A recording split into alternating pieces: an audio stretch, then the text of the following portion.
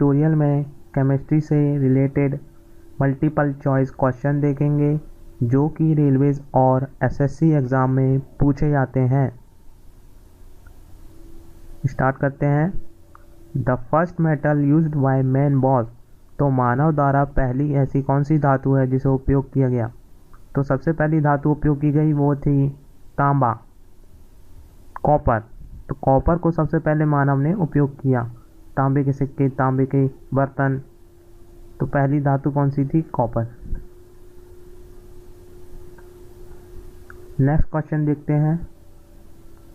The method that can not be used for removing permanent hardness of water, तो पानी की स्थायी कठोरता को किस विधि द्वारा समाप्त नहीं किया जा सकता, यानी स्थायी कठोरता समाप्त नहीं होती है किस विधि में इनमें से? तो इसका आंसर है बॉइलिंग। तो आप बॉइलिंग से परमानेंट हार्डनेस को समाप्त नहीं कर सकते। इसके लिए आप इन 3 विधियों का उपयोग कर सकते हैं। नेक्स्ट क्वेश्चन देखते हैं। The gas used in the manufacture of वनस्पति फ्रॉम वेजिटेबल ऑयल, तो यहाँ पे ऐसी कौन सी गैस है जो वेजिटेबल ऑयल से वनस्पति बनाने में काम आती है या उपयोग की जाती है? तो हाइड्रोजन गैस है जो आपके वनस्पति बनाने में उपयोग की जाती है, क्योंकि इसमें हाइड्रोजनीकरण होता है वेजिटेबल ऑयल का और आपको वनस्पति मिल जाता है। जैसे आपने इसका एक उदाहरण है जैसे डालडा घी, ये वनस्पति है जो कि वेजिटेबल ऑयल से बनाया गया है। नेक्स्ट क्वेश्चन देखते हैं। The inexpensive and commonly used variety of glass is called soda glass. It is called सो, तो जो आपका सोडा ग्लास है वो किस कारण से सोडा ग्लास कहा जाता है? तो सोडा ग्लास में क्या होता है कि ये सोडियम कार्बोनेट का बना रहता है, इस कारण से इसको सोडा ग्लास कहा जाता है।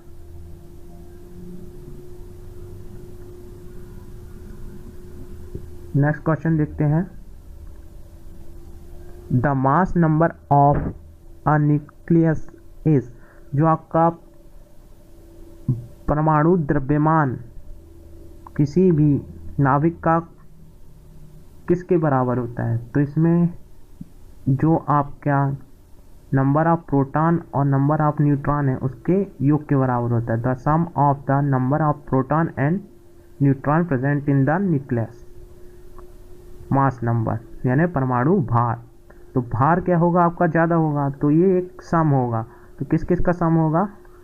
प्रोटॉन और न्यूट्रॉन। और जो आपका इलेक्ट्रॉन है वो बाहर रहता है, न्यूक्लियन में नहीं होता, आपके नाभिक में नहीं पाया जाता है। Next question. The graphite rods in the nuclear reactor, तो यहाँ पे पूछा गया है कि ग्रेफाइट रॉड का क्या कार्य है? तो यहाँ पे जो आपकी ग्रेफाइट रॉड है वो आपके फास्ट मूविंग जो न्यूट्रॉन होते हैं उनको थर्मल न्यूट्रॉन में कन्वर्ट कर देता है।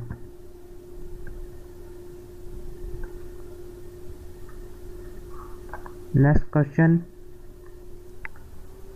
The following are half life of 4 active isotope, तो यहाँ पे 4 आइसोटोप की अर्धायु बताई गई है। तो इसमें सबसे खतरनाक क्या होगा? The most dangerous to handle, यानी जिसको हैंडल करना बहुत ही खतरनाक होगा, क्योंकि जो आपका रेडियो एक्टिव एलिमेंट होता है वो डिके होता है, यानी वो समाप्त होता है। तो जो एलिमेंट सबसे कम हाफ लाइफ लेगा वो सबसे खतरनाक होगा। तो इसमें 3 बिलियन ईयर्स ये आपका डेंजरस नहीं है, 100 ईयर्स ये आपका डेंजरस नहीं है, 0.01 मिनट ये डेंजरस है, 13 डेज इसको कंट्रोल किया जा सकता है लेकिन ये भी खतरनाक है। लेकिन सबसे खतरनाक कौन सा होगा? तो इसमें हो गया 0.01 मिनट, क्योंकि ये समझिए आप कि 1 मिनट का 100वां हिस्सा उसमें ये आपका जो रेडियो एक्टिव एलिमेंट है वो समाप्त हो जाएगा। तो इसका आंसर होगा 0.01 minute. Next question, the gas used for artificial ripping off green fruit. तो जो आपके हरे फल होते हैं उनको कृत्रिम रूप से पकाने के लिए कौन सी गैस उपयोग होती है? तो इसका आंसर है एसिटिलीन। क्योंकि एसिटिलीन है वो यूज होती है कृत्रिम रूप से फलों को पकाने के लिए। नेक्स्ट क्वेश्चन देखते हैं, द आयरन और मैग्नेटाइट कंसिस्ट ऑफ। जो आपका मैग्नेटाइट होता है जिसे हम साधारण भाषा में मैग्नेट बोलते हैं, तो इसमें कौन सा होगा? तो जो आयरन ओर है मैग्नेटाइट, उसका फार्मूला होता है Fe2O3। Next question, the most electronegative element among the following is. तो सबसे विद्युत ऋणात्मक तत्व कौन सा है निम्न में से? तो इन चारों ऑप्शन में सबसे अधिक जो विद्युत ऋणात्मक है वो फ्लोरीन है, और सभी तत्वों में भी फ्लोरीन आपका सबसे अधिक विद्युत ऋणात्मक तत्व है। Next question, the most commonly used bleaching agent is. तो बहुत ही यानी सामान्यतः कौन सा ब्लीचिंग के लिए कौन सा एजेंट यूज़ किया जाता है? तो ब्लीचिंग के लिए सबसे ज़्यादा आपको क्लोरीन मिलेगा। क्लोरीन सामान्यतः आपके ब्लीचिंग करने के लिए उपयोग किया जाता है। Next question, the material which can be deformed permanently by heat and pressure is called as.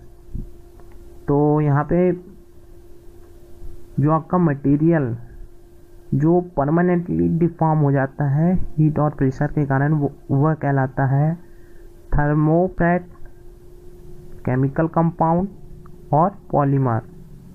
तो इसका आंसर रहेगा परमानेंट डिफॉर्म हो रहा है यानी आपका सेट हो जा रहा है, तो इसका आंसर रहेगा थर्मोसेट, क्योंकि इसमें आपका जो डिफॉर्मेशन हो रहा है वो परमानेंट हो रहा है, और जो थर्मोसेट होते हैं वो परमानेंटली डिफॉर्म हो जाते हैं। तो इसका आंसर है थर्मोसेट।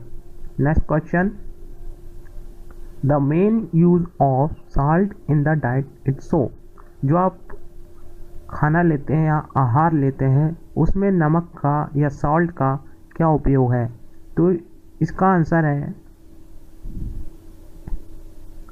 जो आपके स्टोमक में है यानी आमाशय, उसमें हाइड्रोक्लोरिक एसिड HCl का निर्माण करना। तो HCl कब बनेगा? जब आप सॉल्ट लेंगे। सॉल्ट में जनरली आपका होता है NaCl, और NaCl से आपको HCl बनता है। तो जो आपके सॉल्ट्स होते हैं वो किस लिए सहायक होते हैं? हाइड्रोक्लोरिक एसिड में। तो इसकी छोटी सी मात्रा चाहिए रहती है, the small amount to produce hydrochloric acid, जो कि आपके पाचन में सहायक होता है। नेक्स्ट क्वेश्चन देखते हैं,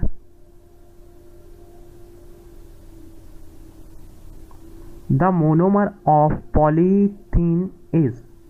तो यहाँ पे पॉलीथीन का मोनोमर यानी एकलक पूछा है। ये पॉलीथीन क्या है? बहुलक। तो पॉलीथीन यानी पॉली ऑफ एथीन, तो इसका आंसर रहेगा पॉलीएथिलीन। तो यहाँ पे एथिलीन इसका आंसर रहेगा मोनोमर। तो पॉलीथीन का मोनोमर क्या हुआ? Ethylene. Next question, the nucleus of a hydrogen atom consist of. जो आपका हाइड्रोजन एटम है उसके नाभिक में क्या होता है? तो हाइड्रोजन एटम के नाभिक में आपके केवल एक प्रोटॉन होता है। जो आपका सामान्यतः हाइड्रोजन में एक प्रोटॉन होता है अकेला। तो इसका आंसर है 1 प्रोटॉन